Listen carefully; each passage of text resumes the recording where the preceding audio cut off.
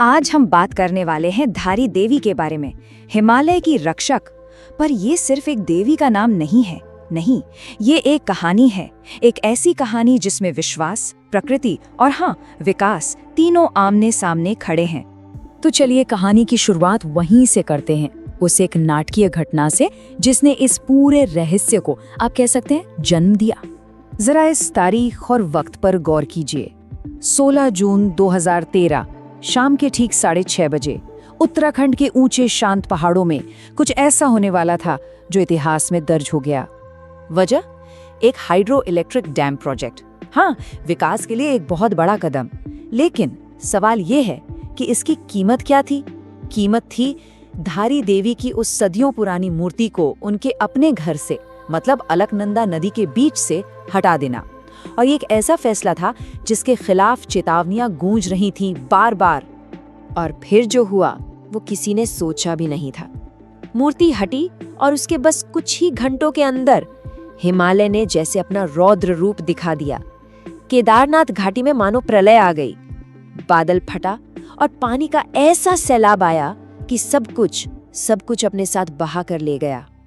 और तब से लेके आज तक एक सवाल है जो हवा में गूंजता रहता है, क्या ये महज एक भयानक दुखद संयोग था, या फिर ये अपनी जगह से हटाए जाने पर एक रक्षक देवी का क्रोध था? तो ये समझने के लिए कि आखिर हुआ क्या था, हमें सबसे पहले उस देवी को समझना होगा जो इस पूरी कहानी के, आप कह सकते हैं, बिल्कुल केंद्र में है। तो ये है धारी देवी। देखिए, ये कोई साधारण मूर्ति नहीं है। भक्तों का तो अटूट विश्वास है कि ये एक जीवित देवी है। और सिर्फ देवी नहीं, बल्कि 4 धाम की संरक्षक।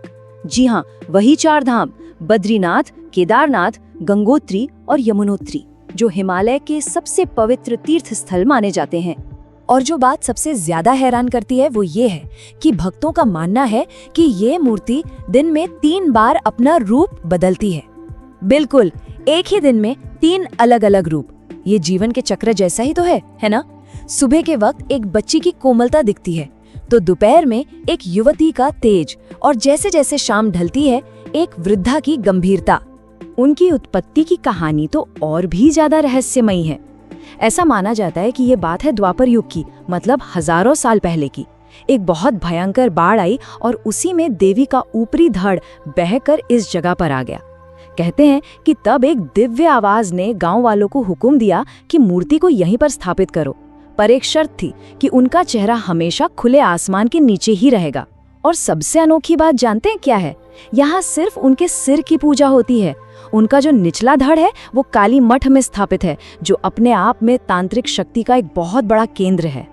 अच्छा, अब जरा इतिहास के पन्ने पलट कर देखते हैं, क्योंकि 2013 में जो कुछ भी हुआ वैसा पहले भी हो चुका था। और सच कहूं तो यही बात इस पूरे रहस्य को और भी ज्यादा गहरा बना देती है।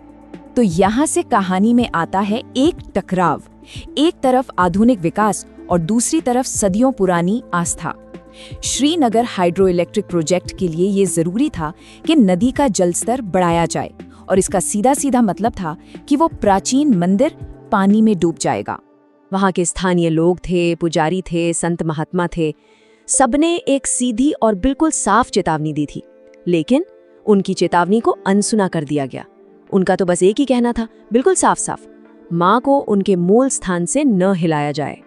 और अब जो पैटर्न सामने आता है उसे देखकर सच में रोंगटे खड़े हो जाते हैं। बात है 1882 की। एक स्थानीय राजा ने मूर्ति को हटाने की कोशिश की।